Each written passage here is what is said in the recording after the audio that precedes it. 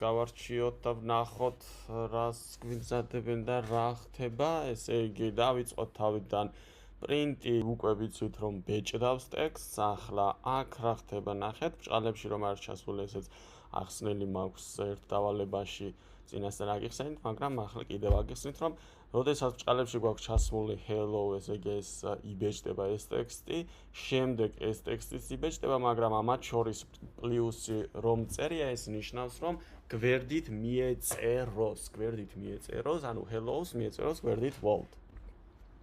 ახლა აქ რა ხდება ნახეთ, print a, b, c ნახეთ, ანუ a არის ბრჭყალებში, მერე პლუსი არის მათი დამაკავშირებელი, b კიდე ცალკე ბრჭყალებში, პლუსი მათი დამაკავშირებელი და c კიდე ცალკე ბრჭყალებში. ესეც a, b, c მიეწერება გვერდით. ახლა ნახეთ აქ hi გვაქვს ბრჭყალებში ფიფქი და 3, ესე იგი hi უნდა გამრავლდეს 3-ზე და აი როგორც ხედავთ hi, ანუ 3ჯერ hi დაიწერა. ხოლო თუ ჩვენ გვინდა რომ hi-ს გვერდით მიეწეროს 3, ანუ მაშინ ეს ინტეჯერი ხომ არის და ინტეჯერი უნდა გადავაქციოთ ჯერ string-ად.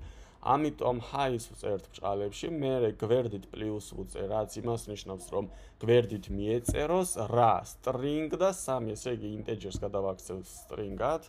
და გვერდით მეწერება 3-იანი, ანუ აქ hi და 3 დაიწერა.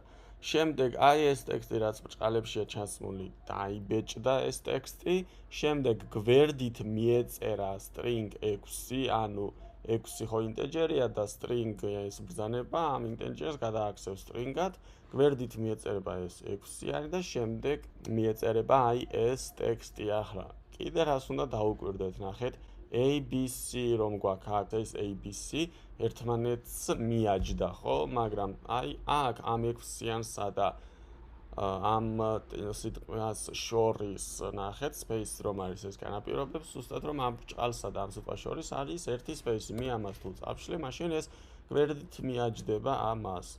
ამიტომ ეს ასე უნდა იყოს, ესეც გასათვალისწინებელია რაღაც დავალებებში. Next დავაჭიროთ